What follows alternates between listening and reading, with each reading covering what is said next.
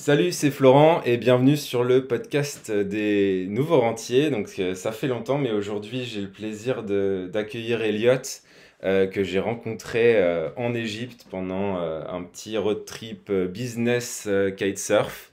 Donc salut Elliot, merci beaucoup de m'accueillir, enfin de passer sur le podcast et de prendre le temps aussi d'expliquer comme ça aux gens un peu ton parcours, ce que tu fais, où tu en es actuellement et puis aussi bah, ce que te réserve l'avenir. Donc bienvenue sur le podcast Elliot. Ah, merci Florent. Écoute, je vais pouvoir partager mon expérience de jeune rentier parce que je viens juste d'avoir 24 ans. Donc, j'ai essayé pas mal de trucs dans ma vie et aujourd'hui, j'arrive à un peu un rythme de croisière où je peux pas avoir trop de retour en arrière parce que je suis suffisamment stable. Et du coup, ça me permet de développer pas mal de projets, ce dont j'ai envie, on va dire. Ok, super. Bah écoute, on va commencer justement, on va rentrer dans le dur par rapport à le podcast, comme tu le sais, s'appelle Les Nouveaux Rentiers. Donc c'est vrai que ce qui m'intéresse avec toi aussi, c'est cette capacité que tu as eue à te générer des rentes qui sont presque 100% passives, parce qu'on parle pas d'immobilier aujourd'hui, mais on parle plutôt de placement financier, d'entrepreneuriat, etc. Et je sais, comme on a discuté sur le bateau, on a passé beaucoup de temps sur le bateau à discuter, que, euh, que voilà, t'as été assez rapide dans ton parcours. Donc si tu veux peut-être nous résumer assez rapidement d'où tu viens et ce que tu as réussi à faire finalement sur ces quelques années qui t'ont permis de générer des rentes dans tous ces domaines. Ouais, carrément. Alors du coup, moi de base, voilà, j'ai toujours voulu un peu sortir du système. Je savais pas trop pourquoi, comment. Du coup, j'ai essayé de petits achats-reventes. Ensuite, à plus grosse échelle, quand je commence à aller à la fac, donc j'ai fait STAPS, fac de sport. J'ai commencé à lancer une agence de communication et marketing pour les coachs sportifs parce que j'avais identifié des besoins qui n'étaient pas résolus. Donc, je voulais résoudre ça. Pour autant, en fait, j'ai appris tout le process de comment monter un projet de A à Z tout seul. Ça va le côté administratif, communication, marketing, trouver sa clientèle, etc. Pour être honnête, j'ai fait zéro chiffre, ou peut-être j'ai dû vendre une formation. D'ailleurs, elle doit être toujours en ligne. Du coup, ça remonte il y a 4-5 ans, je pense. Donc il y a quatre Mais cinq ans, t'avais 21 ans, quoi. 20 ans. ouais, c'est ça, ouais. Ok, ça Et j'ai marche. toujours voulu voilà, essayer des choses par-ci par-là. Ensuite, j'ai terminé ma licence TAPS. Je suis allé en école de commerce. Euh, En gros, j'ai fait STAPS, management du sport. Et je sais pas, il me fallait un challenge un peu. J'aimais le monde un peu des requins, tu vois. Je me disais, OK, école de commerce, potentiellement, il y a plus de challenges. Mhm. J'aime bien être le meilleur dans tout. Donc, je me suis orienté là-dessus. C'était un master dirigeant d'entreprise, spécialité marketing digital. Et dès que je suis arrivé, en fait, j'ai compris que bon, le business des écoles de commerce était assez rentable pour ces écoles. Mais au final, c'est vraiment la qualité des intervenants qui compte. Pour autant, dans cette école, on n'avait pas forcément beaucoup de qualité. Pour te dire, en fait, c'est même moi qui donnais des cours du côté marketing digital, donc les réseaux sociaux, etc. Mais bon, j'aimais bien faire le professeur, entre guillemets. Et du coup, j'ai commencé à me lancer pas mal de petits business, voilà, surtout orienté marketing digital. Jamais fait beaucoup d'argent avec. Et en parallèle, j'avais pas beaucoup d'argent, mais je me disais, OK, dès que j'ai de l'argent, il va falloir que j'investisse. Donc, je me suis renseigné sur toute la partie marché financier. Et à l'époque, je suivais Asher, donc aujourd'hui Ouais, qui est youtubeur numéro un francophone. ouais.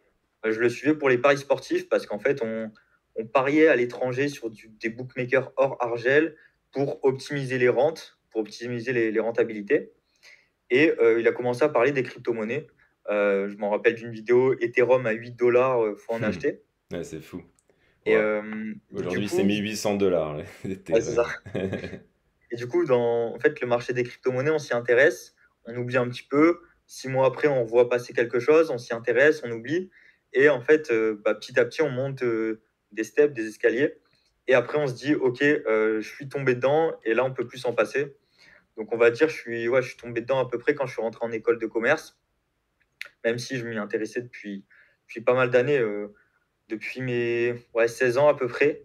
Pour autant, voilà, j'avais pas d'argent. Arrivé en école de commerce, j'étais en alternance.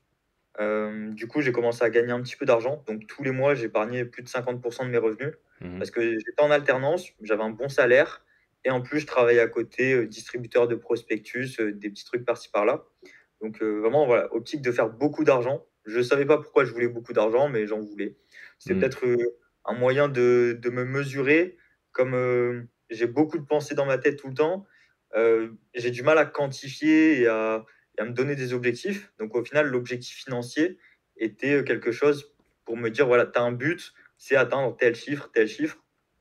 Donc, je pense aussi ça vient un peu pour ça que j'ai voulu faire de l'argent. Ouais. Et du coup, après est venu crash Covid en 2020, début 2020. Et là, bah, on a vu toutes les crypto-monnaies chuter, tous les marchés financiers chuter. Et je me suis dit, OK, Elliot, ça fait 5, 6 ans que tu te formes en crypto-monnaie. Si tu veux faire un gros coup, c'est maintenant. Donc, j'ai sorti toutes mes économies que j'avais 4 000 € sur mon livret A. J'ai tout sorti et je suis rentré directement sur les marchés crypto, pas forcément au plus bas. Ethereum, je crois, il était allé à 80 $. Moi, j'en ai Mhm. acheté vers les 100, 150 $ petit à petit. Ouais. Et ensuite, bah, sur toute l'année de 2020, ça fait que monter. J'ai revendu assez tôt, on va dire, vers les 300, 400, 500 $. J'ai commencé à revendre pour changer d'actif. Donc, un petit peu de Bitcoin, un petit peu d'alcoin. Et je pense fin 2020, ouais, je suis allé sur les marchés Forex et Gold. Parce qu'en parallèle, je m'intéressais aussi à tout ce qui est automatisation Mhm. avec des algorithmes de trading Mhm. ou bien du copy trading avec des traders. Donc, j'ai commencé à diversifier un petit peu de marché comme ça. Et en parallèle, toujours en 2020, bah, vu que j'ai commencé à faire pas mal d'argent, j'étais encore étudiant, j'étais au fond de la classe, comme ça, je faisais mes petits investissements. J'avais pas mal de questions de mon entourage. Donc, je me suis dit, bon, pourquoi pas me lancer sur YouTube. C'est vrai que j'avais une appréhension, le fait de, faut une caméra, faut un micro, etc. Au final, je me suis dit, bon, tu sais quoi, je lance comme ça, je vais faire du contenu parce que sur cette thématique, c'est plutôt le fond qui intéresse, c'est pas forcément la forme. Donc, je me suis dit, je me lance comme ça et on verra. Mhm. Donc, ça a bien marché, on va dire, parce que dans ma niche, donc crypto-monnaie à l'époque, il y avait peu de personnes encore en France et je me suis dit, si tu veux être leader dans quelques années, il faut se lancer maintenant. Donc, aujourd'hui, j'ai pas beaucoup d'abonnés sur YouTube, j'en ai plus sur d'autres réseaux. YouTube, je dois être à presque 3 000 abonnés. Mais sur ma niche, crypto-monnaie DeFi, c'est pas vraiment crypto-monnaie analyse de marché. C'est vraiment niché DeFi, revenu passif avec du trading, des hedge funds. Donc ça reste une petite niche quand même.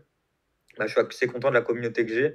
Et j'ai des gros clients qui ont entre 6 et 7 chiffres à investir sur chaque investissement. Donc c'est sûr que derrière, ma clientèle est présente, le bouche à oreille fonctionne.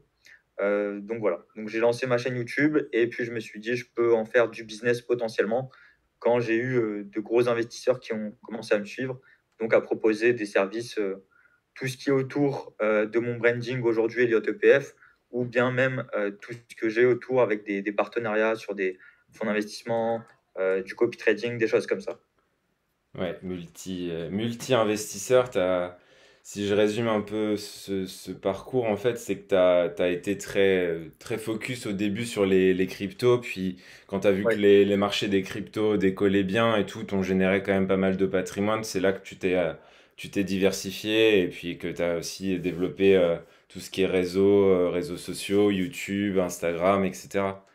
c'est ça. Bah, surtout en fait, je m'étais orienté sur la partie crypto parce que c'est ça qui m'attire, c'est un peu voilà, sortir du système. Mhm, Donc aujourd'hui, moi, ce qui me passionne, c'est les crypto-monnaies. mhm. Pour autant, faire du contenu éducatif sur les crypto-monnaies, ça rapporte pas forcément de l'argent.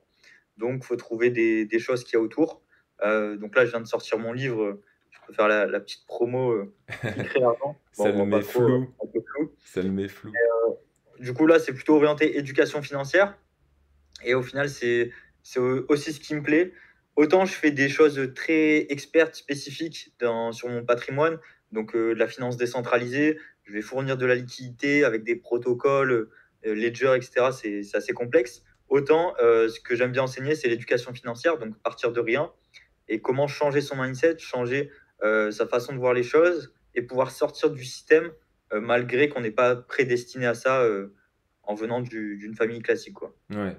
Ouais, mais j'ai lu ton bouquin presque d'une traite, il se lit très bien. Donc c'est Qui crée l'argent, parce que ça a flouté là sur Ouais, le Google Meet, mais Qui crée l'argent, vous pouvez trouver ça sur Amazon en physique ou moi je l'ai chopé en Kindle aussi, ça se lit très bien et c'est vrai que tu casses un petit peu tous les codes, tout ce tout ce que j'aime bien aussi, parce que tout ce qui nous fait penser autrement et ce qui nous aide à sortir complètement du moule.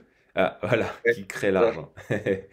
Donc c'est vrai que c'est ce que j'ai beaucoup aimé sur ce bouquin, c'est que t'as complètement voilà, quelqu'un qui est vraiment novice et qui lit ce bouquin, ça peut vraiment lui faire sauter un petit peu, je pense que c'était un petit peu ton but aussi, déjà faire déverrouiller et sauter un petit peu toutes les croyances et les barrières qu'on peut avoir de par notre éducation, de par notre entourage, etc. et d'avoir une vision qui serait autre que la vision qu'on veut nous imposer en fait entre guillemets dans la société. Donc si Bah, j'ai la première barrière que je voulais casser un petit peu, c'est de me dire, à 23 ans, j'écris un livre. Donc Hmm. déjà, c'était première barrière.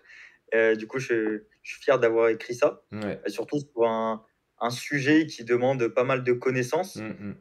Pour autant, moi, derrière, ça me donne de la légitimité pour aller voir des partenaires, des investisseurs, etc. Et puis, ouais, tous les retours que j'ai, c'est clairement le déclic parce que on vit dans un monde assez manipulé, capitaliste.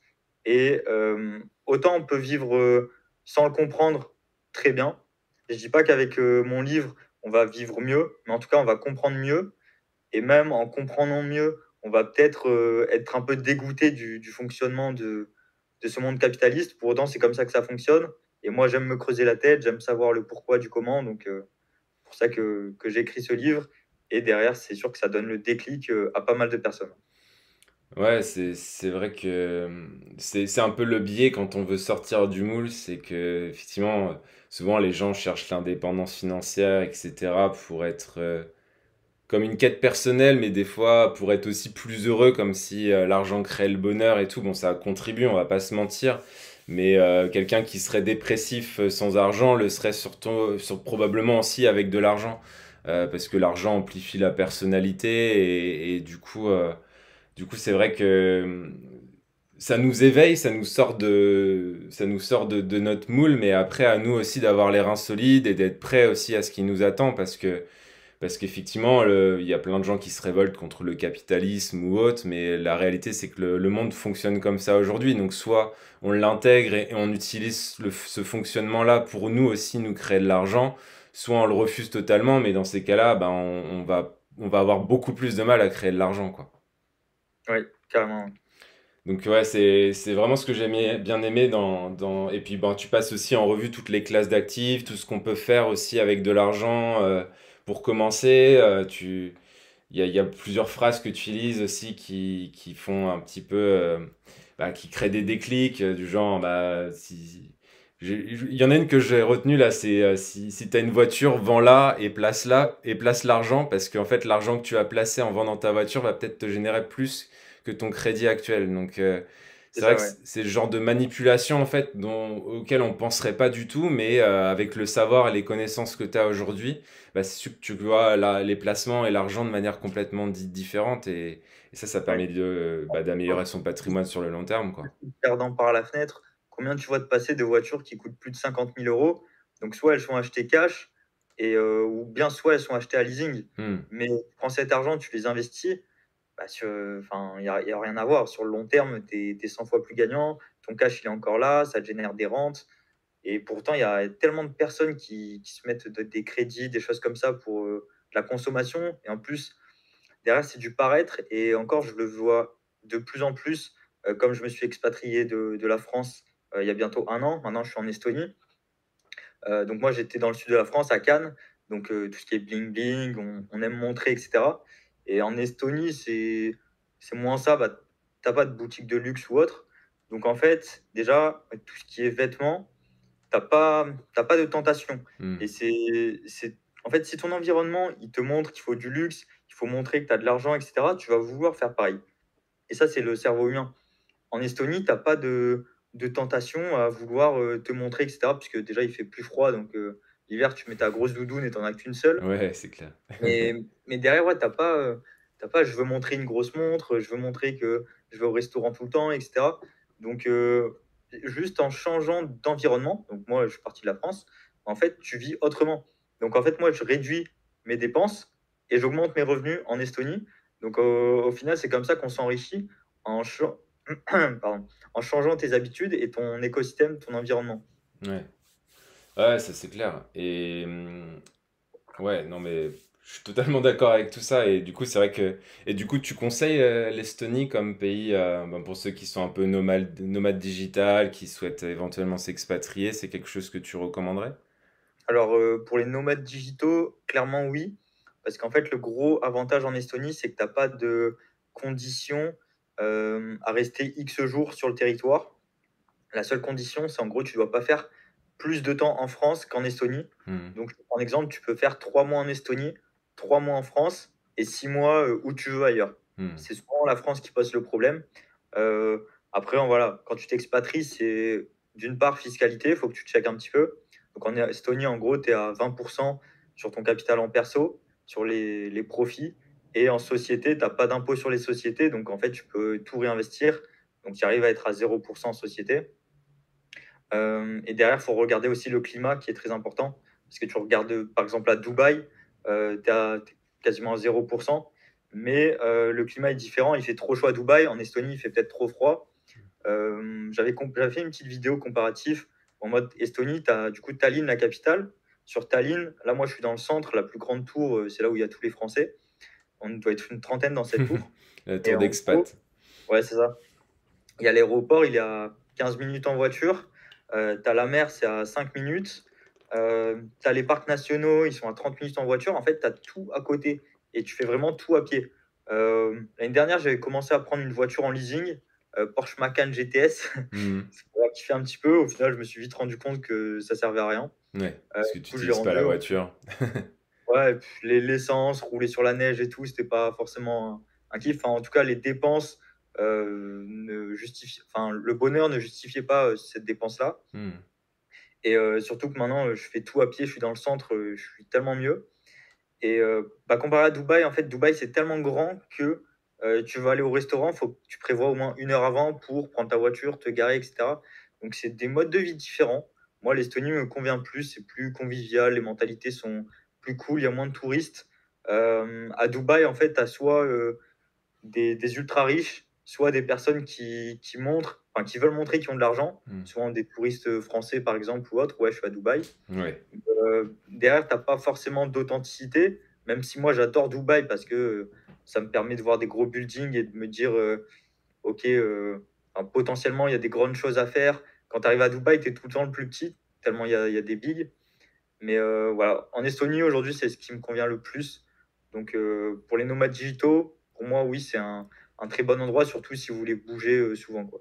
Bon bah voilà, si vous hésitiez, vous pouvez regarder la petite vidéo où tu parles d'Estonie déjà et puis se renseigner effectivement sur la fiscalité, les températures et tout. C'est vrai que Dubaï, je pense que j'ai cette vision, alors je suis jamais allé à Dubaï, mais j'ai cette vision où on vit dans la clim et moi c'est pareil, j'aime pas trop la chaleur, donc c'est vrai que pour me retrouver à vivre à l'intérieur d'un immeuble ou d'un centre commercial, bon on perd un peu la nature de vue, etc. Donc j'aurais peut-être une vision aussi où j'irai plus dans un pays comme l'Estonie. Mais bon, moi pour l'instant, je reste en France, je suis bien en France, donc on verra ça plus tard.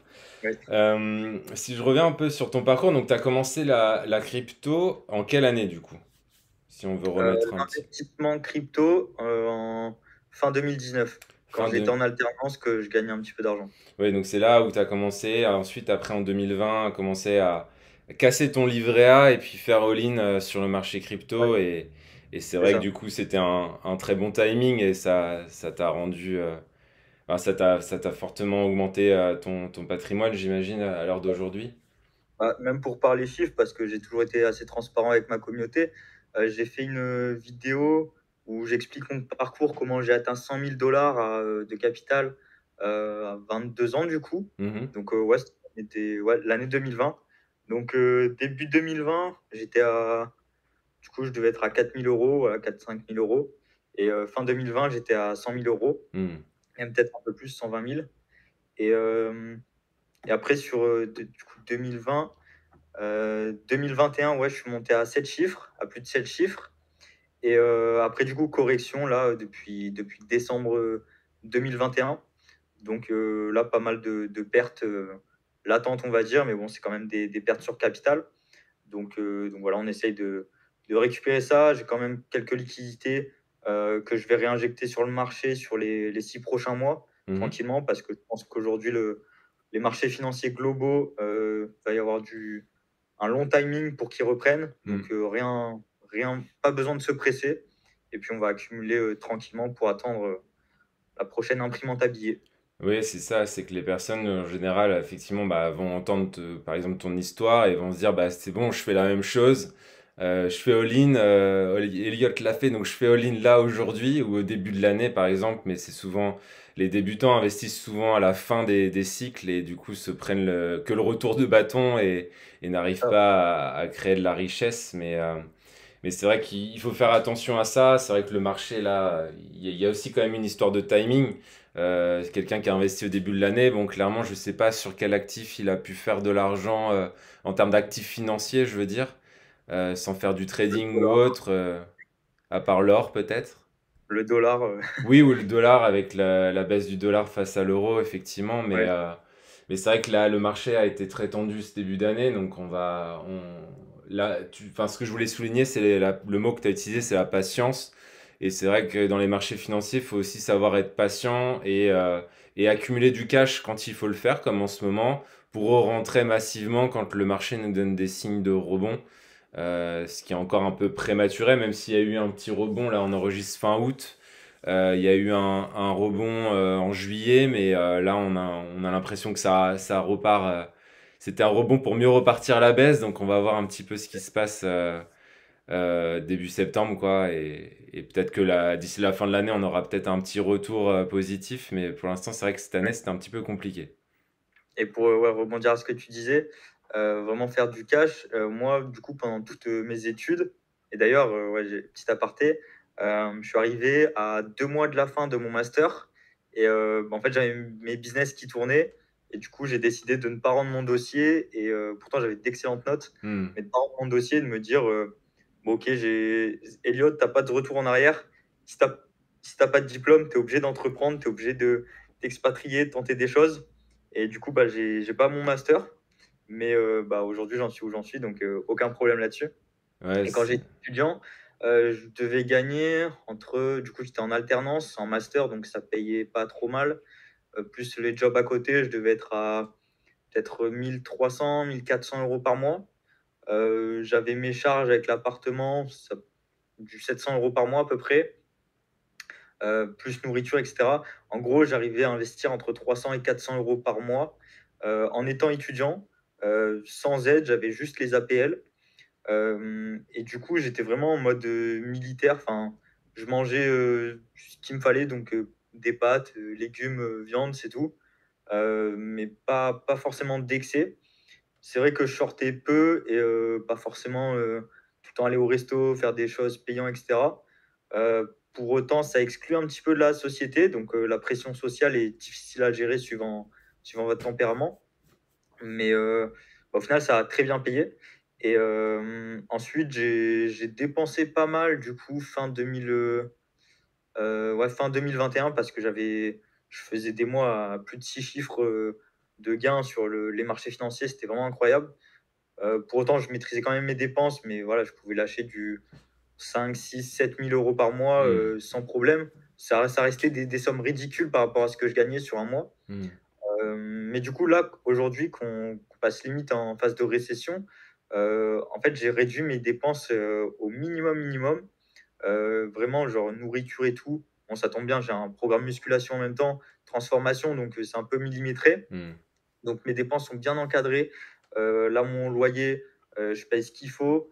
Et je fais quelques dépenses professionnelles pour un peu développer mon image, mais pas plus que ça. Vraiment, là, tout ce qui est voyage et tout, je ne vais pas en faire jusqu'à la fin de l'année.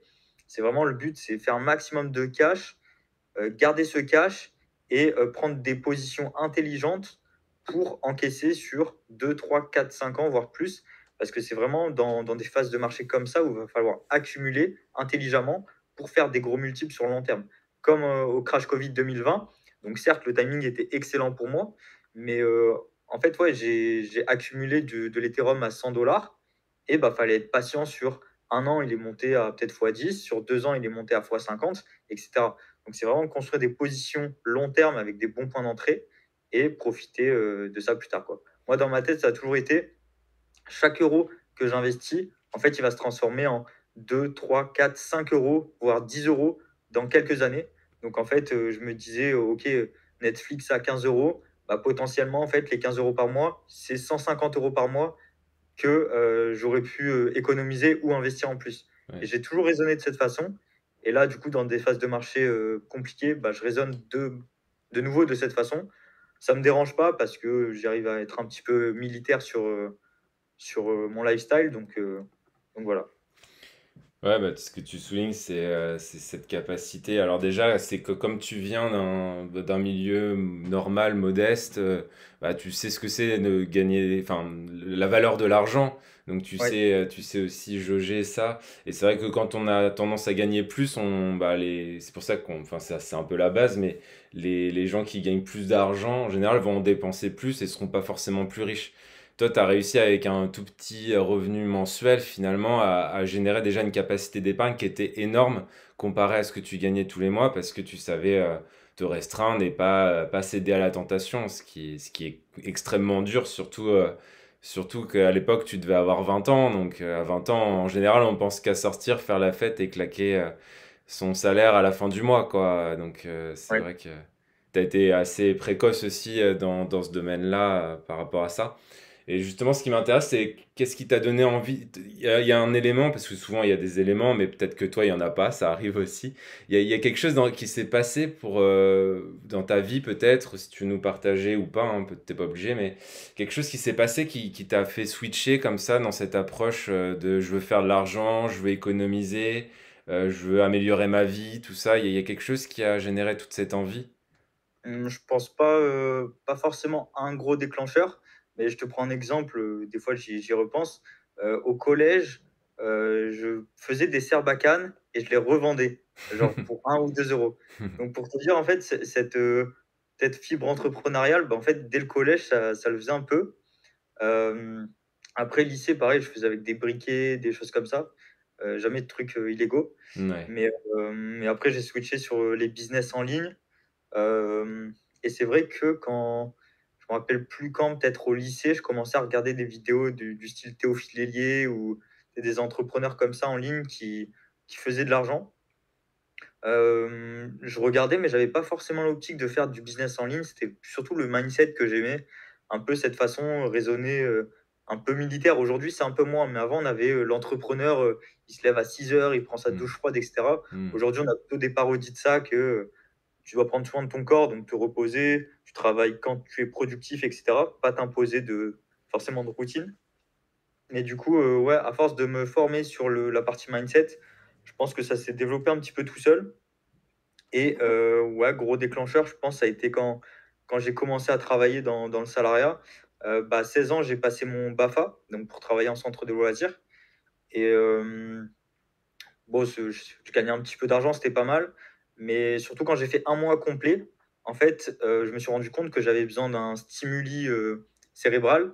Et travailler avec des enfants toute la journée, bah, en fait, ça me rabaissait un petit peu. Enfin, moi, je suis pas trop là à vouloir éduquer une personne de zéro. Je préfère qu'elle ait déjà un background et que je l'éduque Hmm. de 50 à 100%, par exemple. Hmm. Moi, ça me stimule plus mentalement. Et du coup, avec ce 1er travail salarié, puis quand j'ai switché avec mon alternance, où là, vraiment, pendant 2 ans, je faisais mes 35 heures par semaine. Bon, je me suis dit, des fois, j'avais pas assez de stimulus pour entreprendre. Enfin, je voulais faire quelque chose, Hmm. mais pour autant, je voulais pas forcément le faire pour le rêve de quelqu'un d'autre. Donc aujourd'hui, en fait, ce que je fais, c'est que je travaille pour moi, pour développer mon image, ce que j'aime faire. J'aime faire de la crypto-monnaie, donc je le partage sur ma chaîne YouTube. Donc je pense pas que ça, je sais pas, d'un côté, c'était un côté entrepreneurial où j'avais besoin de stimulus, et de l'autre aussi sortir du système et être à l'aise financièrement. Aujourd'hui, je pourrais très bien ne plus travailler de ma vie et avoir mes 5 000 qui tombent tous les mois. Pour autant, c'est pas, je dépense même pas 5 000 euros. Donc, au final, le chiffre n'est plus forcément une cible. Et surtout, ce que j'ai vécu là ces derniers mois sur les marchés financiers, c'est que, en fait, faut être patient.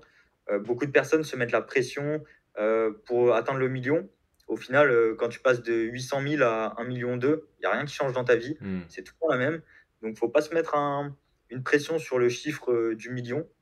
Euh, potentiellement, potentiellement, moi, j'aimerais bien aller bien plus haut. Tu vois, pourquoi pas taper 10 millions parce que je suis assez jeune. Et derrière, je pense qu'il y a des gros projets à mettre en place quand on atteint ce genre de chiffres. C'est pas forcément d'un point de vue financier parce que quand tu as 10 millions, que tu fais un gros projet immobilier ou peu importe, bah, tu peux les transformer en 12 millions, 14 millions assez facilement. Mais c'est plus pour le kiff de dire bah, regarde, cette tour-là, bah, c'est moi qui l'ai construite. Tu vois, Hmm. pas forcément le but financier, mais après, tu as plus de moyens, etc. Donc, je pense quand de base, tu viens de zéro et que tu as la fibre entrepreneuriale, tu as envie de faire des projets. Et pour faire des projets, tu as besoin de financement. Pour autant, je n'aurais pas besoin de cet argent pour mes dépenses perso parce que moi, je crois que je suis incapable de dépenser plus de 8 000 à 10 000 euros par mois. Pour moi, c'est impossible. Donc voilà, je pense que c'est venu petit à petit à force de me former. Ouais, autant se faire. Enfin, c'est vrai que les gens ont cet objectif d'indépendance financière, encore une fois, et pour l'avoir aussi atteint, moi c'était en mars 2019. Il y a ce truc où, bah, comme tu dis, il se passe rien. En fait, Ouais, t'as quitté ton boulot, t'as des rentes, et puis bah, enfin, t'es la même personne, il s'est rien passé de spécial. Effectivement, après, je suis parti quand même en vacances toute l'année 2019 presque. Je me suis fait un peu kiffer parce que c'était quand même le parcours. Moi, ça m'a pris du temps, ça m'a pris 10 ans. Donc de 2009 à 2019. Et du coup, il fallait aussi se récompenser, voyager, etc. ouais, Mais une fois que tu as fait un petit peu, doit être bien en éventail, voyager, rencontrer des gens, etc. Bah, je pense que en tant qu'être humain, on est aussi fait pour faire des projets, pour avancer, pour croître de manière naturelle. Et c'est comme ça aussi parce qu'on peut, enfin, si on fait plus rien de notre vie et qu'on est assis sur un transat, je pense qu'on fait pas long feu, qu'on devient assez malheureux rapidement et que c'est important d'avoir des projets. Et je pense que, effectivement, tu es arrivé aussi à ce stade où c'est même plus l'argent qui te porte, c'est le projet, c'est l'envie. Voilà, si tu as suffisamment pour vivre à la fin du mois, t'es content. Et puis si tu peux faire des gros projets qui sont des fois plus gros que toi, je pense que c'est ça aussi qui va te porter. Et puis bah, si l'argent vient avec, tant mieux. Et puis sinon, au c'est moins, tu ça. auras fait ce que tu as envie de faire, quoi. C'est ça. Mm. Donc c'est vrai on se retrouve pas mal dans cette philosophie aussi, et je pense que c'est le cas de beaucoup de gens. C'est souvent quelque chose qu'on voit sur Internet où les gens vont bâcher les gens. Ouais, mais t'es riche et tu vends des formations en ligne, pourquoi tu Ouais, les offres pas? Mais en fait, bah, déjà, on est des businessmen à la base, ouais, et en plus de ça, si on les offrait, les gens ne les regarderaient pas. Et au-delà de ça, enfin, je sais pas comment dire ça, mais il faut avancer et il faut passer à l'action. Et si on fait rien, bah, en fait, on s'ennuie. Et puis c'est comme ça c'est qu'on ça. avance, quoi. L'argent, c'est quelque chose de mesurable. Donc, te dire, par exemple, j'ai atteint X chiffre d'affaires, bah, c'est déjà pour toi, c'est. Bah, imagine, tu ferais un service gratuit, tu pourrais même pas le mesurer. Hmm. Tu pourrais pas mesurer les retours qu'ont tes clients, etc. Pareil pour mon livre, ouais, je pourrais le donner, mais de une, j'ai mis du travail. Donc, la valeur qu'il y a dedans a un prix. Et en plus, j'ai offert des livres à des proches. Je sais très bien qu'ils les ont jamais ouverts. Hmm. Donc, mettre un truc gratuit, c'est pas la solution pour faire de l'engagement des gens, surtout dans notre domaine, les finances. Ouais. Ouais, c'est le passage à l'action qui va faire la différence. C'est vrai que, enfin, toi, c'est vrai que tout ce que tu publies, j'ai regardé pas mal de tes vidéos YouTube et ce que j'aime bien, c'est que tu es dans le passage à l'action, quoi. C'est moi, j'ai fait ça, voilà les résultats, tu es totalement transparent et c'est vrai que du coup, ça donne envie de te suivre et puis de regarder ton parcours. Et je sais que bah, si tu as fait les 7 chiffres, tu peux faire les 8 les 9 etc. Et donc, c'est un parcours que je vais suivre du coup attentivement parce que c'est ça que j'aime bien, c'est que tu es vraiment dans le passage à l'action. Donc quand on suit tes vidéos, on peut cliquer sur le lien et passer aussi nous à l'action et avancer quoi. Oui, c'est ça. Si je reviens dans cette quête, donc tu disais 7 chiffres, etc. Donc aujourd'hui, tu te qualifierais de nouveau rentier, c'est-à-dire même si, tu disais même si j'arrête de travailler, boum, les revenus tombent et tout va bien, quoi. Ouais, ouais, complètement, oui. Donc t'as fait ça, du coup, si je résume, là on est en 2022, le 30 août, donc t'as fait ça en moins enfin à peu près, un peu plus de 2 ans, un tout petit peu plus de 2 ans. Ouais, en soi, en même un an, c'était fait, quoi. Ouais, Le ouais. bull run crypto a pas mal aidé quand même. Ouais, le bull run, ben, c'est sûr que tu as eu un bon timing, mais peut-être que si tu n'avais pas eu le timing, tu aurais réussi en 3 4 ans au bull run d'après, quoi. Ouais, potentiellement, ouais. Mais Hmm. c'est vraiment background de formation, hein. Et je me suis formé des années. Et à l'époque, il n'y avait pas tous ces youtubeurs. En français, il n'y avait personne, hein. Asher, il parlait à peine de Ethereum à 8 dollars. Hmm. C'était sa première vidéo. Avant, il parlait de paris sportifs. Enfin, vraiment, il n'y avait personne. Donc, pour se renseigner, c'était sur des forums, parler avec des développeurs, etc. Donc, c'était très, très compliqué pour trouver de l'information. Ouais, non, c'est vrai, moi je charge, je le suis depuis longtemps aussi. Je me suis mis dans la crypto, moi j'ai été dans les marchés financiers depuis 2009-2010. Et c'est vrai que les cryptos, bon, bah, moi j'avais loupé le bull run de 2017. Et du coup, bah, comme j'ai aussi, comme toi, acquis des connaissances dans tout ce qui est analyse fondamentale, trading, etc., bah, j'ai senti le truc arriver. Voilà, je sais pas comment dire, mais à force de suivre un actif, on sent les Ouais, mouvements qui vont arriver. En plus, il y avait ce truc du halving sur le Bitcoin qui montrait des nouveaux cycles à chaque fois de bull run.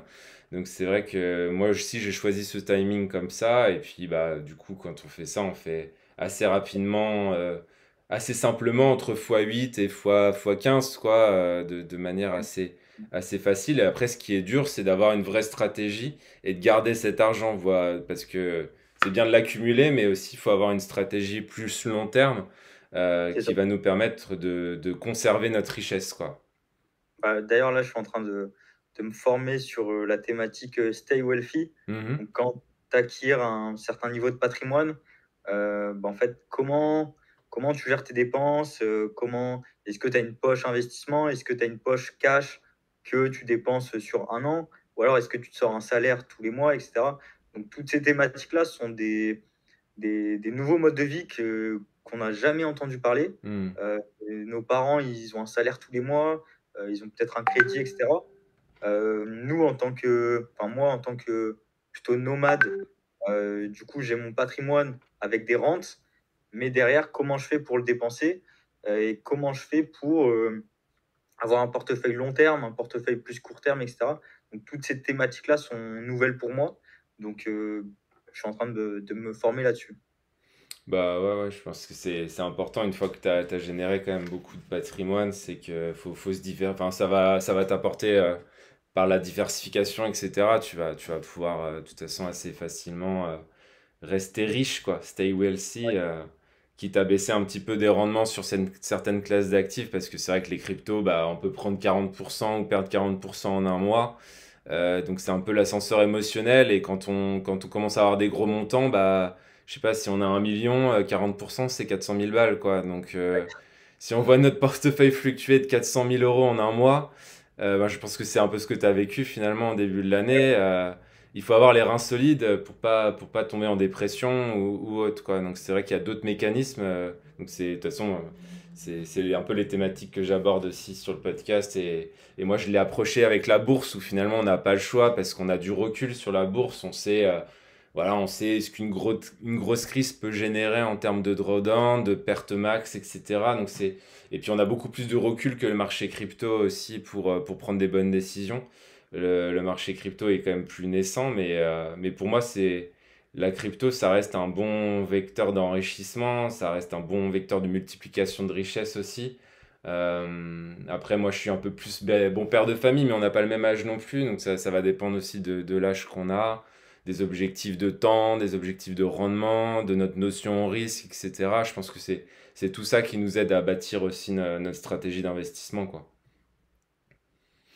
Donc c'est cool. Ok. Et côté parcours, moi, ce qui m'intéresse toujours, c'est de savoir un petit peu bah, les difficultés potentielles que, parce que là, tout a l'air rose, tout a l'air beau, t'es multimillionnaire en quelques mois, quelques années.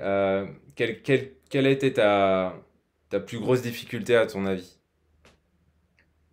Je pense que c'est au début et encore, je l'ai encore aujourd'hui, c'est de dépendre trop de prestataires, Mhm, c'est-à-dire des fonds d'investissement, des choses comme ça, où en fait, ils gèrent à ta place. Pour autant, c'était surtout en fin d'année 2021 où je faisais beaucoup d'argent. Et en fait, je voulais absolument me diversifier parce que je me voyais pas gérer tout ce cash moi-même. Donc, j'avais gardé peut-être une proportion comme 20% de mon capital en gestion personnelle mhm, et le reste sur des fonds d'investissement ou autres. Pour autant, avec du recul, bah, en fait, ces fonds d'investissement, et même moi, je le fais à titre perso pour des clients proches, potentiellement, ils font juste du holding de Bitcoin, Ethereum et c'est tout. Donc, au final, et ils sont pas forcément très pertinents. Juste, ce qu'ils apportent, c'est de la sécurité au niveau psychologique en te disant, OK, cette partie-là, je la délègue. mhm. Derrière, en fait, niveau performance et tout, c'est vraiment pas incroyable. Du coup, là, je suis en train de récupérer un peu de cash partout sur ces différents fonds d'investissement ou prestataires pour vraiment me reconcentrer sur la gestion de mon portefeuille et que j'ai au moins 50% de mon portefeuille en gestion personnelle. Et comme ça, derrière, je serai un peu maître de mes décisions. Parce que c'est vrai que à mon niveau, en fait, ou de formation, etc., et surtout, je suis à l'aise, donc je suis à l'aise principalement en finance décentralisée. En fait, il y a, enfin, c'est pas pour me vanter, mais j'ai beaucoup de connaissances, de compétences, donc autant les utiliser et autant que je me fasse confiance à moi-même. Du coup, gérer ce capital en perso, quoi. Ouais, utiliser les connaissances que tu as acquises pour contrebalancer ton portefeuille, là où avant tu déléguais beaucoup la gestion, etc. Là, reprendre vraiment en main l'essentiel de ton patrimoine, quoi. C'est ça, ouais. Et ouais, donc tu vises les 50-50, c'est ça à peu près? Ouais, à peu près. Ok. Et c'est marrant parce que en fait, tu as reproduit un peu dans le marché crypto, hein, mais ce que font beaucoup les Français de base, c'est-à-dire que de base, on va mettre sur un livret A, donc bon, ça, on file notre argent à l'État, bon, je sais pas, on sait pas ce qu'il en fait, mais bon, voilà quoi.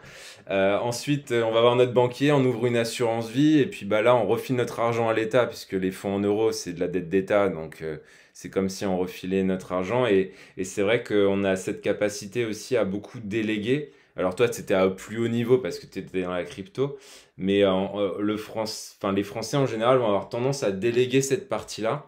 Et malheureusement, bah, comme la bourse n'apporte pas autant de rendement que peut l'apporter la crypto, ça fait que bah, les gens ne gagnent absolument pas d'argent et enrichissent principalement les banques et les banquiers. Oui, Donc c'est vrai que moi, c'est quelque chose que j'avais compris aussi, c'est que plus on s'occupe de notre propre argent, bah, plus on va enlever le nombre d'intermédiaires et plus on va potentiellement aussi générer de l'argent sur le long terme. Alors après, il faut pas faire n'importe quoi. Il faut se former, il faut apprendre les mécanismes, comment ça fonctionne. Mais je reste aussi persuadé effectivement que plus, bah, en plus toi tu as des connaissances maintenant que tu as accumulées, donc plus tu vas mettre de fonds en gestion personnelle, plus potentiellement tu t'enrichiras sur le long terme aussi, quoi. oui. Bah, pour terminer là-dessus, euh, c'est pas que je doutais de mes compétences, mais c'est plutôt que je doutais de mes capacités sur la gestion émotionnelle. Hmm. Pour autant, pour moi, ça n'a jamais été un problème, gestion des émotions, mais sur les marchés financiers, combiné à des chiffres très importants à mon âge, très rapidement, euh, en fait, j'étais plutôt en mode tête brûlée, all-in souvent, parce que j'ai la notion de l'argent, mais en fait, j'ai tellement vu mon capital grandir de semaine en semaine, partir de 5 000 à aller à plus de 16 chiffres. En fait, tu te dis, enfin, c'est des chiffres irréels un peu. Hmm. Et tu te dis, bon, bah, vas-y, en fait, je teste, c'est soit 10 millions, soit je repars à 100 000, quoi. Et en fait, tu perds un peu la notion euh, de valeur de l'argent. C'est pas forcément ce terme-là, mais en fait, tu te dis, OK, mon lifestyle, il va pas changer. Si je retombe à 100K, bon, j'abuse un petit peu, mais si tu montes à 10 millions, là, ton lifestyle, il peut changer. Si tu redescends à 500K, il va pas se changer. Donc, en fait, tu fais un ratio risk-reward et tu te dis, bon, bah, vas-y, on va tester, hein. Ouais, t'as raison. Et puis encore, c'est en plus dans cette approche où tu mets toujours beaucoup plus. En fait, tu investis beaucoup plus d'argent que ce que tu utilises à titre perso pour vivre. Donc, de toute façon, tu seras toujours gagnant sur le long terme parce que les marchés, que ce soit les marchés financiers ou les marchés crypto, on le voit, ils font que monter sur le long terme. Donc, ce sera une stratégie qui sera payante, quel que soit ton horizon de temps. Je pense minimum 3 à 5 ans, mais je pense que de toute façon, tu seras de plus en plus riche avec le temps, quoi. Ouais. Ça, c'est la base, quoi. Ok. Est-ce que tu as fait des erreurs, on parle des difficultés, mais tu as peut-être aussi fait des erreurs, que ce soit de débutant ou des erreurs que tu souhaites nous partager dans ton parcours? Euh, ouais, je me rappelle, un de mes premiers investissements, c'était sur un robot trading en Forex. Mhm. Bon, déjà, je savais pas analyser un robot trading. En gros, il y a deux principes. C'est déjà, tu analyses le broker, donc là, le courtier, là où tu déposes tes fonds. Et ensuite, tu analyses du coup l'historique du robot. Donc, sa stratégie, si est-ce que c'est une martingale, est-ce que enfin, tout ça à prendre en compte. Euh, et en plus de ça, en fait, j'amplifiais ces trades tout simplement parce que je voulais plus de résultats. Ouais. Mais du Ok. coup, ça a ouvert plus de drawdown. Donc, je me suis retrouvé à rajouter plus d'argent. Un peu, voilà, je voyais en mode casino. Je me disais, OK, je fais une martingale sur le rouge. Ça passe pas, il faut que je rajoute de l'argent, etc. Hmm. Donc là, c'était vraiment gestion émotionnelle zéro. Hmm. Donc, j'avais tout perdu ce que j'avais. Je me suis dit, bon, c'est pas grave, allez, dans 6 mois, un an, j'aurais oublié cette mauvaise passe. Donc, ouais, j'ai oublié assez vite. Et du coup, il y a ouais, cette erreur, donc gestion émotionnelle, être trop gourmand au début. Et aussi, ouais, en fait, faut se dire tout le temps sur les marchés financiers, sur n'importe quoi, donc les retail, donc nous, investisseurs, monsieur tout le monde, en fait, le but, c'est qu'on perde notre argent. Donc, dès qu'il y a un truc trop gros, dès qu'il y a un truc trop beau, c'est qu'on va perdre de l'argent. Hmm. Sur les marchés financiers, pourquoi tout le monde voulait du Bitcoin? Il était à 60 000 $, tout le monde en a acheté.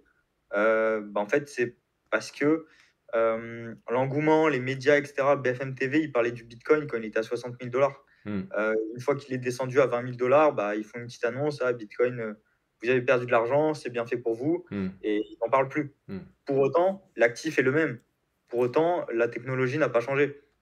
Et c'est tout le temps comme ça sur les marchés financiers. Et ça, c'est avec l'expérience.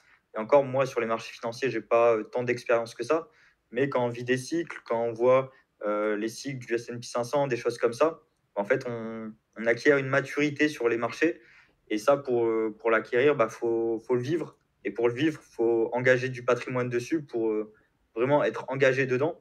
Donc, c'est une erreur, mais bon, est-ce que ça peut être évité? Ça, je pense qu'il faut quand même le vivre pour Ouais. gagner en maturité, quoi. Ouais, de toute façon, il faut se connaître un petit peu et connaître un petit peu les drawdowns qu'on peut subir aussi de manière personnelle. Donc, c'est vrai que, de toute façon, à un moment, il faut se lancer, que ce soit sur les marchés financiers, sur la crypto. Si vous avez peur, bah, faut se lancer en mettant des petits montants au début et puis en Ouais, prenant confiance parce que même si vous mettez des petits montants, souvent vous allez regarder peut-être tous les jours ou 4 fois, 5 fois par jour au début. Et puis le moment où en fait vous y pensez plus, vous faites autre chose, bah, c'est le moment où vous pouvez commencer à peut-être rentrer avec plus d'argent parce que en gros les émotions elles sont totalement ok. Et c'est vrai que l'émotion c'est le principal vecteur d'erreur je pense côté marché financier. Quand on voit un truc de fou qui génère des gros rendements, bah, on a envie de faire all-in, mettre du levier, etc. Et puis potentiellement ouais, les personnes qui font ça bah, peuvent perdre l'intégralité de leur patrimoine en quelques mois, quelques semaines, voire quelques heures pour certains effets de levier. Moi, ça me fait penser à quelqu'un que j'avais eu au téléphone. Il avait réussi à faire grossir son patrimoine de 5 000 € à presque 400 000 €. Et en fait, il était persuadé d'avoir trouvé la technique secrète, etc. Donc ça marchait pour l'instant. Et il a fait l'erreur. Il a fait l'erreur. Il a mis du levier. Je crois que c'était x10 sur un actif financier. Donc un effet x10, bah, si l'actif perd 10%, la personne perd 100% de son patrimoine. Donc c'est ce qui s'est passé. Et finalement, en fait, elle a mis peut-être 10 ans à accumuler 400 000 € et un mois pour perdre la totalité de son patrimoine. Donc ouais. c'est effectivement les erreurs de levier, etc., qu'on nous propose beaucoup sur les plateformes, encore plus sur les plateformes de crypto, Même Binance et tout, je crois qu'on peut faire du x25 ou voire plus. Ouais, Euh, surtout en fait les plateformes, faut toujours se dire: «Pourquoi est-ce que le levier est mis en avant?» hmm, Toujours, faut se poser la question et reculer d'un step et se dire: «Pourquoi il y a du levier?» Sur Binance, même les nouvelles plateformes, user friendly, donc très accessibles, il y a du levier parce que les plateformes gagnent énormément d'argent dessus. Elles vont pas vous dire, «Faites du levier pour, vous enrichir et devenir entier». ouais, Elles vont mettre en avant le levier pour que vous l'utilisiez, payer des frais et je vous garantis que lors des phases de dump, de correction et autres, c'est Binance, enfin, c'est tous les exchanges qui s'en mettent plein les poches parce qu'il y a des frais de liquidation, et cetera. Donc, il faut toujours se dire pourquoi il y a des choses qui sont mises en avant. Pareil, hein, en France, est-ce que vous avez déjà vu une pub sur un fonds d'investissement? Non, parce que c'est pas autorisé. Il n'y a que les livrets bancaires qui sont autorisés à faire de la promotion. hmm, Donc, faut juste se demander pourquoi, hein. C'est de la censure, du contrôle des finances.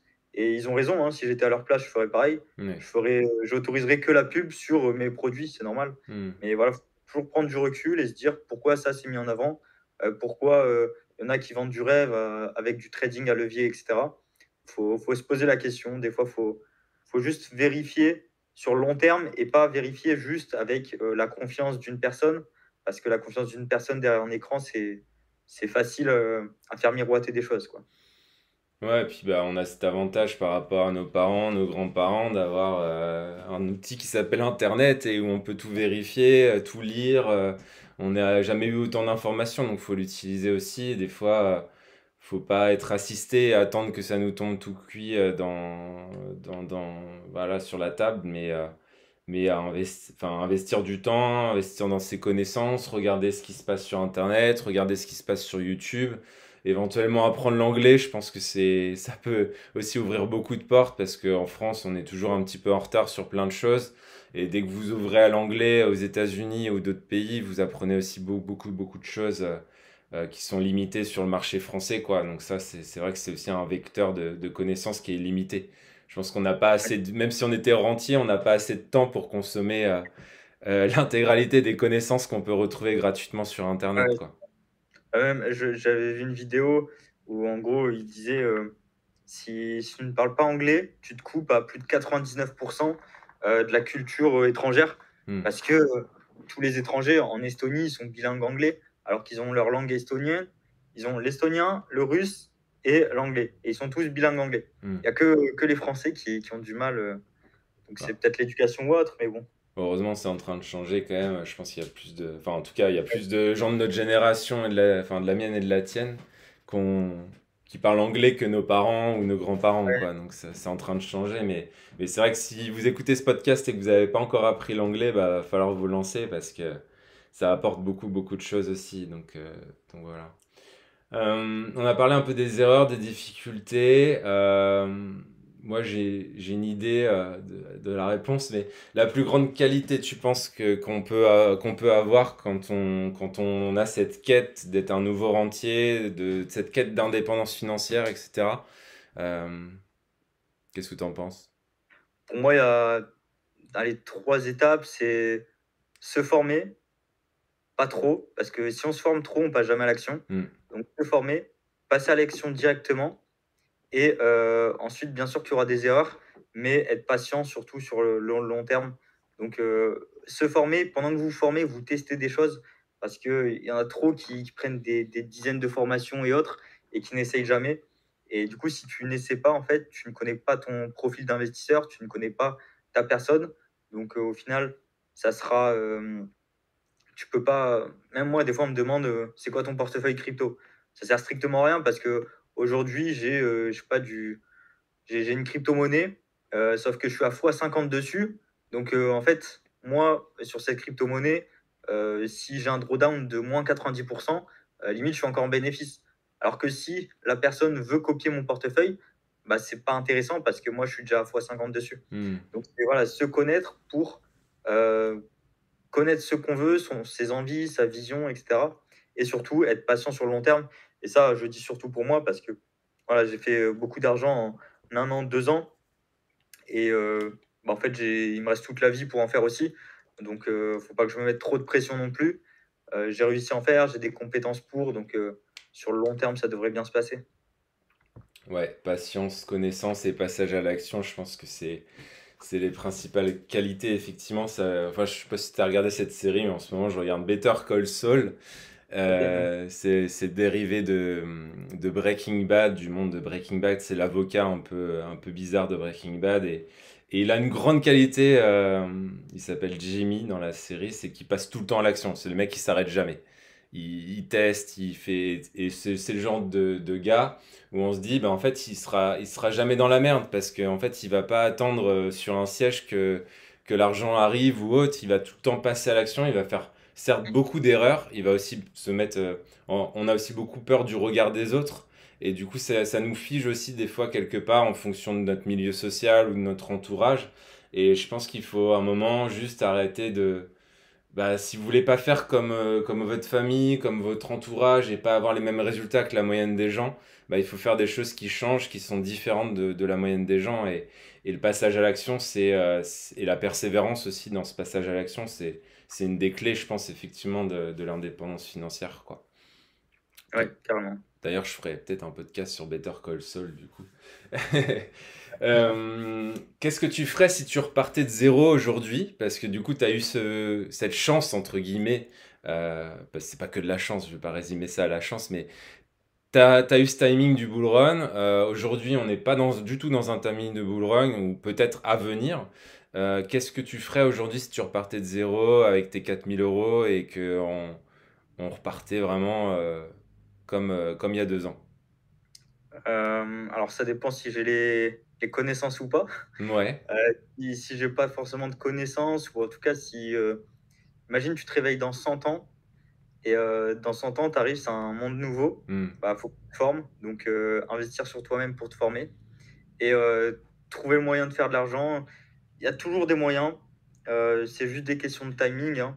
Hem, voilà, là, sur ces dernières années, c'est la crypto-monnaie pour faire de gros multiples. Peut-être que, je sais pas, dans quelques années, ça sera je sais pas, la réalité virtuelle, ou je sais pas. Mais en tout cas, en fait, c'est toujours le même processus. Si tu as cette envie de faire de l'argent, bah, tu connais le process. Donc, tu te formes sur un domaine, tu testes sur ce domaine et tu deviens expert sur ce domaine. Après, tu as tout l'écosystème qu'il y a autour de ce domaine, hein. Si tu fais, je sais pas, ouais, si on prend l'exemple de la réalité virtuelle, bah, soit tu crées des applications de réalité augmentée, soit tu crées les casques, ou soit tu crées l'usine qui va créer les casques, tu vois. Donc, tu as toujours plusieurs steps à faire. Généralement, quand tu recules 2 steps à chaque fois, c'est eux qui prennent le plus de marge et qui bossent un petit peu le moins. C'est eux qui détiennent un petit peu tous les process. Hmm. Mais voilà, si je devais recommencer de zéro, c'est avec 4 000 € aujourd'hui, euh, investir sur les marchés financiers quand même. Enfin, en tout cas, prévoir mes points d'entrée sur les 6 prochains mois, parce qu'on est sur des points d'accumulation très intéressants. Donc voilà, hein, même si Bitcoin il retourne à son ATH, on est quand même à x3.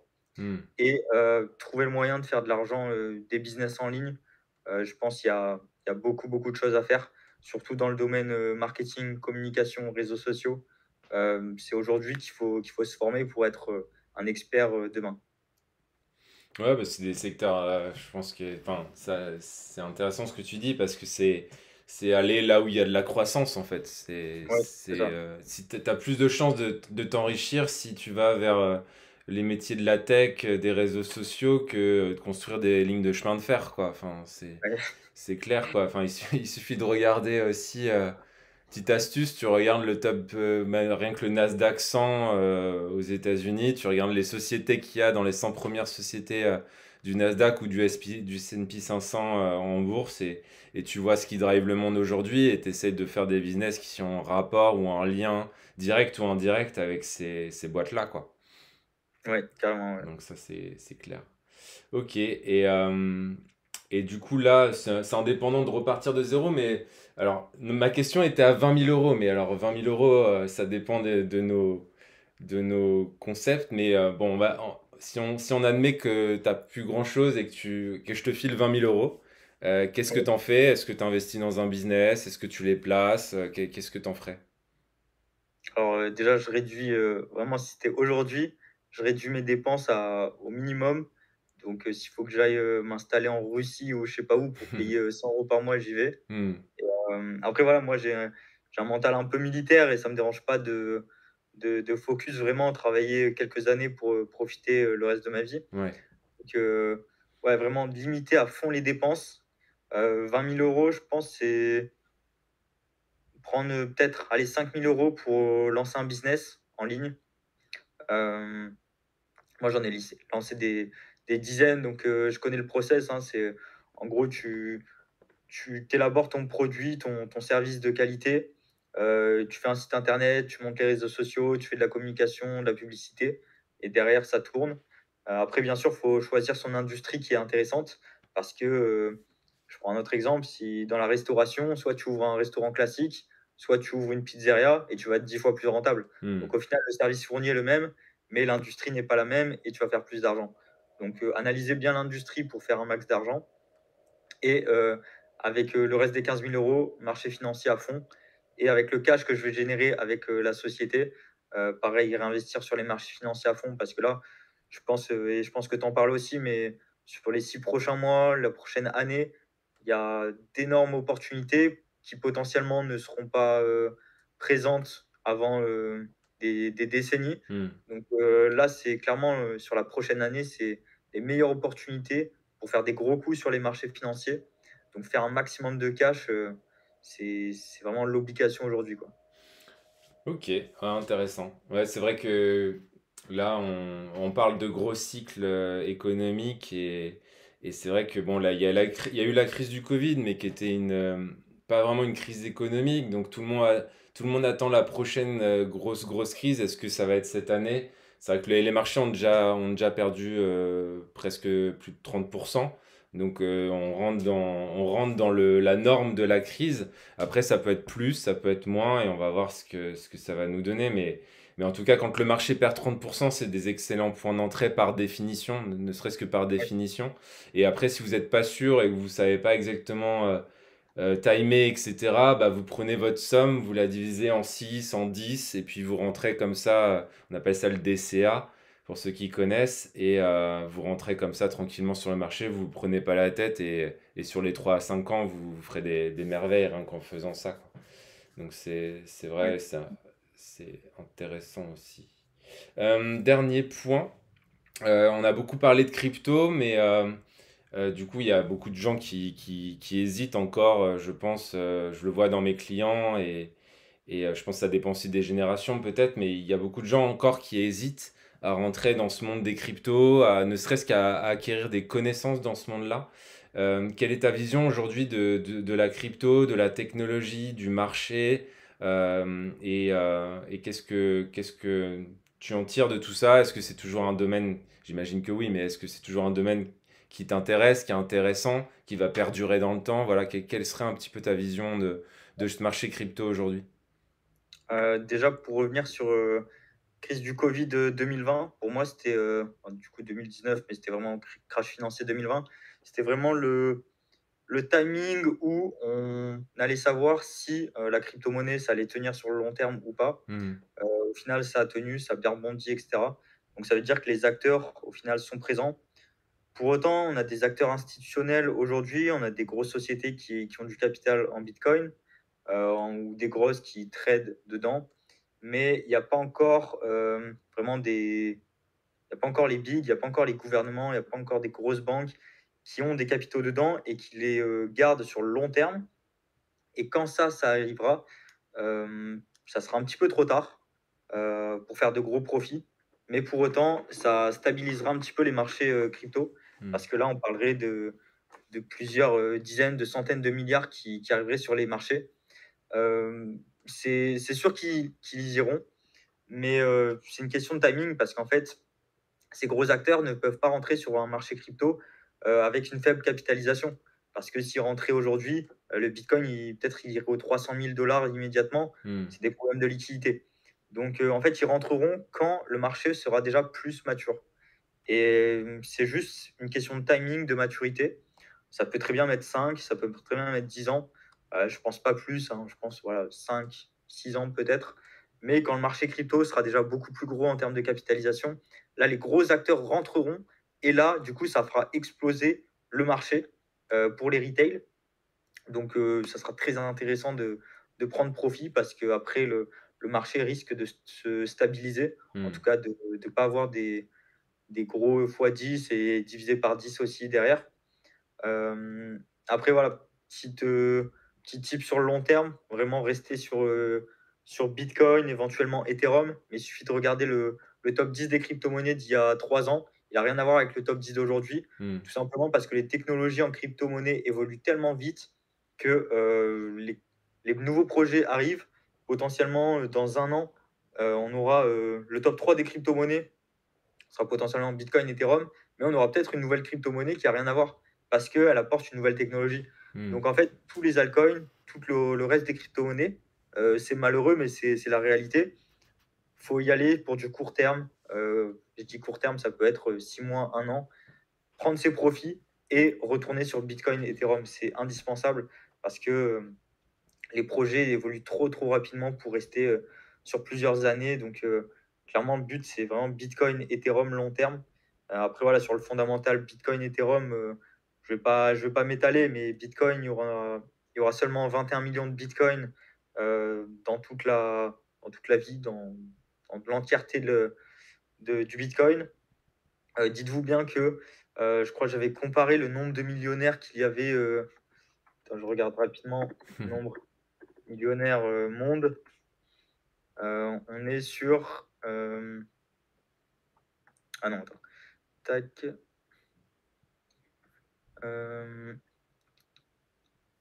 Qui sont les. C'est vrai qu'à l'époque, il y avait beaucoup de gens de l'immobilier, de la grande distribution, et du coup, il doit y Ouais. avoir pas mal de... Alors là, j'ai le chiffre. Il y a 56 millions de millionnaires dans le monde. Hmm. Donc, dites-vous qu'en fait, chaque millionnaire ne pourra même pas avoir un seul bitcoin. Donc, tu pars de ce principe-là. Hmm. Et encore, on peut aller plus loin. Sur les 21 millions de bitcoins, tu as plus de 30% qui sont détruits à tout jamais, des personnes qui ont perdu, des personnes qui sont mortes avec le mot de passe, etc. Ouais. Donc au final, il reste que 14 millions de bitcoins, Hmm. sachant que euh, des gros investisseurs, gros institutionnels en posséderont déjà des milliers. Moi, déjà, j'en posséderai plus d'une dizaine. Donc au final, il en reste très peu pour monsieur tout le monde. Et vu que ça sera une denrée très rare comparée à l'or numérique, en fait, c'est mécanique, le prix montera. C'est en fonction de l'offre et la demande. Donc sur le long terme, pour moi, le Bitcoin sera un actif à détenir sur son patrimoine, même si aujourd'hui, c'est pas évident. D'ici 5 à 10 ans, c'est une évidence qu'il faudra avoir du Bitcoin sur son patrimoine. Ok, merci pour ce petit point marché. C'est vrai que du coup, moi, c'est aussi ce qui m'a fait rentrer. Bon, déjà, de toute façon, moi, je vous conseille aussi de... Alors, on n'a pas le droit de faire du conseil, mais je vous invite à vous instruire sur le monde de la crypto-monnaie, à pas rentrer comme ça bêtement parce qu'on vous parle de Bitcoin ou d'Ethereum, de comprendre ce qu'il y a derrière, les technologies, comment ça fonctionne, comment ça peut potentiellement révolutionner notre monde actuel. Et si bah, ça vous intéresse, si vous comprenez et que ça vous donne envie de mettre de l'argent dessus, bah, mettez de l'argent dessus, mais n'investissez pas dans des trucs que vous comprenez pas, quoi. C'est ça. C'est aussi la base, mais c'est bien de le rappeler aussi. Donc c'est vrai. Et moi, après, je vois ça effectivement, je suis un peu comme toi, je vois ça comme il y a un top 2 top 3 avec des vraies technologies derrière. Et puis après, il y a le monde de la start-up, où il y a plein de projets qui naissent, il y a plein de projets qui meurent. Et c'est vrai que le marché crypto est un tout petit marché quand on compare bah, à la bourse, au forex, etc. C'est tout petit, et du coup il faut faire attention parce que ça crée beaucoup de volatilité, mais ça peut créer aussi beaucoup d'opportunités d'enrichissement, d'opportunités financières. Donc je vous invite vraiment, si vous n'avez pas encore investi moi j'appelle ça une nouvelle classe d'actifs. D'ailleurs il y a des recherches qui montrent que pour l'instant les cryptos sont encore pas mal décorrélés du marché action, du marché or et du marché obligation. Donc c'est pour ça aussi que moi j'en ai rajouté dans mon portefeuille parce que je considère que c'est une nouvelle classe d'actifs à part entière. Et du coup j'ai plus confiance à mettre ça sur les crypto-monnaies par exemple que sur un livret A ou l'État ou une assurance vie où l'État peut se servir à n'importe quel moment. Là au moins notre argent il est quelque part, l'État peut pas se servir comme il veut et du coup ça permet aussi d'accumuler de la richesse que personne ne peut toucher quoi. carrément, ouais. Ok, bah merci pour ce petit point crypto. Merci, on va arriver un peu au bout de ce grand débat autour de l'indépendance financière, de la crypto, etc. Donc merci déjà d'avoir passé tout ce temps avec moi. Ouais, Euh, j'ai quelques petites questions. C'est où on peut te retrouver? Quel est le meilleur moyen de te suivre aujourd'hui en 2022? alors aujourd'hui, je suis à peu près sur tous les réseaux. Mhm, Sur YouTube, c'est Elliot, E-L-I-O-2-T, E-P-F. mhm, Et ensuite, après, je suis pas mal présent sur Instagram où je partage surtout mes résultats et j'aime bien interagir avec ma communauté sur des questions existentielles ou même des interrogations que j'ai sur ma vie en mhm. tant que jeune rentier. Donc, sur mon Instagram, c'est ElliotPF. Pareil, j'ai un Telegram, TikTok également et aussi un Discord où il y a plus de 1000 investisseurs. Où justement, bah, Discord, c'est plutôt le concret, où il y a tous les investissements, tous les investisseurs qui échangent entre eux sur tel ou tel investissement. Donc voilà, mais sur ma chaîne YouTube, déjà, Elliot EPF, on retrouve tout l'ensemble de mes liens. Ok, bah on remettra aussi les liens en description de ce podcast et puis vous recevrez aussi un mail de toute façon pour ceux qui sont dans la liste mail, vous recevrez un mail avec récapitulatif avec tous les réseaux sociaux d'Eliott, là où on peut le contacter, etc. Donc si vous avez envie d'en savoir plus bah, sur son parcours, sur ce qu'il fait en ce moment et ce qu'il fera dans le futur, bah, je vous conseille vivement de vous abonner à tous ces réseaux et de le suivre attentivement parce que, à mon avis, c'est que le début. Ouais. Donc, Merci beaucoup pour cette mise en avant. bah, merci à toi d'avoir passé tout ce temps. Et puis, bah, je te souhaite une bonne journée. On va arriver à la fin de ce podcast. Donc, je Ouais, te souhaite une merci bonne à toi. journée et puis à bientôt. Bonne journée. Ciao. Ciao.